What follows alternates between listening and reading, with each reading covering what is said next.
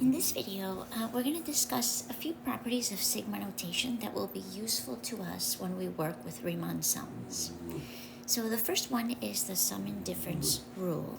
This is a linearity rule, and it just tells us that when we have the sum of, let's suppose, some expression that depends on the index plus another expression that also depends on the index, and the index, let's say, goes from 1 to some number n, where n is a constant.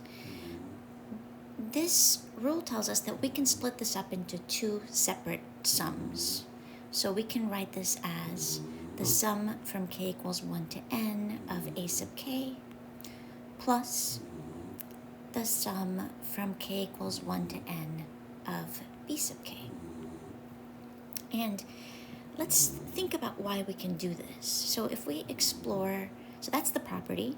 If we take a look at the left side of this and write out the terms in this sum, we would write out, okay, this means that we're taking, when k is 1, a1 plus b1. When k is equal to 2, we have a sub 2 plus b sub 2, and remember that sigma tells us that we're adding. Then a sub 3 plus b sub 3, and so on until we get to the last term, which will be a sub n plus b sub n. Okay, so we have, if I just take out the parentheses, because we don't need them here, we're not multiplying anything, and I regroup, right, we know that addition is a commutative property, which means that order doesn't matter. So I could rewrite this sum with the terms that have subscripts that are a sub k all together, and then all the b sub k's together. So I can write a1 plus a2 all the way to a sub n. That's going to take care of this term, this term, this term, this term, and we're just adding everything. And this is plus b1 plus b sub 2 all the way to b sub n. And that takes care of b sub 1, b sub 2, b sub 3, all the way to b sub n. That's the same sum, and then we can condense this sum into the sum from k equals 1 to n of a sub k plus the sum from k equals 1 to n of b sub k. So this just tells us we can split up the sum when we have two added formulas in the summation symbol. And I'm just going to add that we can do the same when this is a difference. So I'm going to put a plus or minus here because the same thing holds when we're doing a difference. So this does not mean that the plus or minus occurs at the same time. This just means that I could write the same property with a minus instead of a plus. Okay, let's talk about our constant multiple rule, another linearity rule. And what this tells us is that if we have the sum, again, let's say my index is k, from k equals 1 to n, and we're going to let c be a scalar or a constant. And here my expression inside the sigma is some constant times a sub k. This constant multiple rule, notice that this c does not depend on our index. This says that we can pull out that c in front of sigma and write this c times k equals 1 to n of a sub k. And we can kind of see the reason why we might do that also. I'm going to expand once again the sum on the left side of this equation and write, all right, when k is 1, we have c a1. When k is 2, we have c times a sub 2. When k is 3, we have c times a sub 3, and so on until the last term, c times a sub n. Well, in this sum, c is common to every term, so we can factor out a c and write this as c times a1 plus a2 plus a sub 3 all the way to a sub n. And then we can condense this sum using sigma notation and leave the c factored on the outside, and then we have the expression on the right side of our property of the equation. Okay, and then the third property that I wanted to discuss is just the constant value property. And this property of sigma notation tells us that if, let's suppose that I'm adding, again, we're going to assume that C is a scalar. That means just a real number. From k equals 1 to n, and I'm just adding C.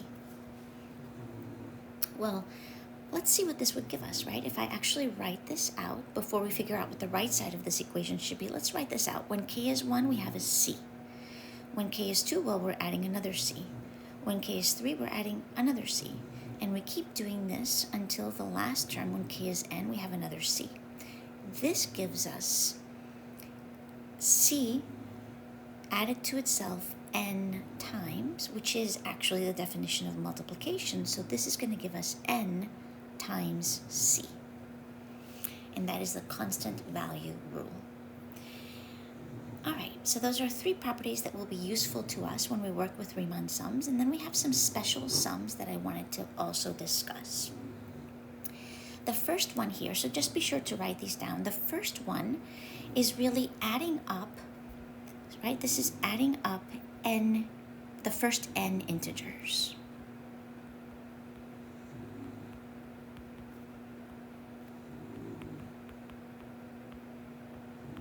Because we have the sum where k runs from 1 to n, and here, well, we're just adding k itself.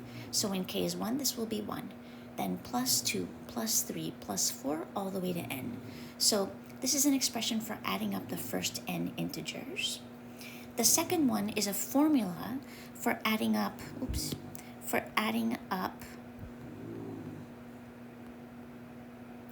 the squares of the first n integers.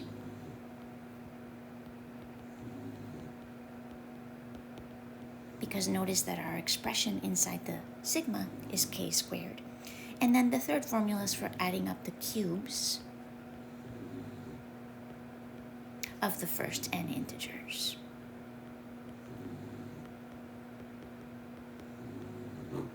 And I'm going to kind of demonstrate the first one, maybe show you kind of a small proof of it, of the first one.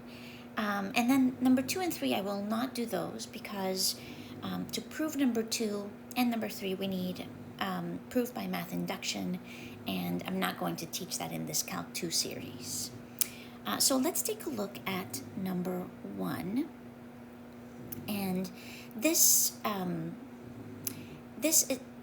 proof, kind of, or demonstration, is attached, has a story to it. And the story goes that a mathematician named Gauss in elementary school was asked by his teacher to add up the first 100 integers. And he did it very, very, very quickly, much faster than everybody else in his class. And so the story goes, this is how he did it, right? So in this case, my demonstration will be where k is 1 to 100. So we're just going to add the first 100 integers, and then we can generalize after that of k. And if we write out the sum, when k is 1, this is just 1. When k is 2, we get 2. When k is 3, we get a 3. And we add all of these until k is 100. And the story goes, the way that Gauss found this sum very, very quickly was he went ahead and wrote out the expression for the sum and called it S, or whatever he called it. I don't know what he called it. We'll call it S. And then, right underneath the sum, he wrote the same sum, but in backwards order. So he started with 100, and then added 99, and then added 98, and so on, down until we get to 1. And then he said, I'm just going to add these two summations, these two equations, right? On the left, we have 2 of these sums. And notice what happens on the right. Every time you add the 2 numbers that are lined up, you get 101. And since we're adding n numbers, we're going to have, since we're adding 100 of them, we're going to have 100 of these 101s, which are the sum. Right? Because the total numbers that we're adding, well, we have 100 of these numbers. When we add them up, we get 101.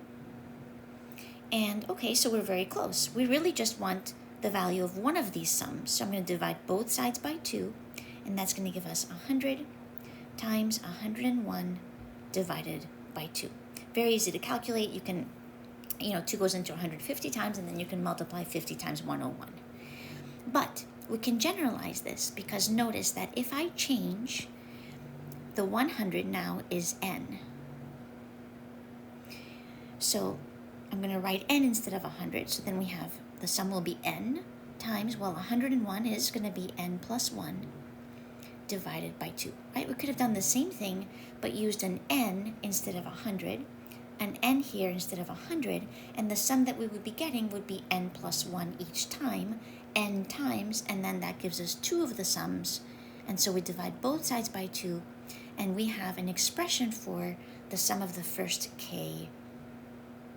the sum of the first n integers. In Gauss's case, it was the sum of the first 100 integers, and this is the sum of the first n integers. And we're going to make use of these 3 formulas in upcoming videos.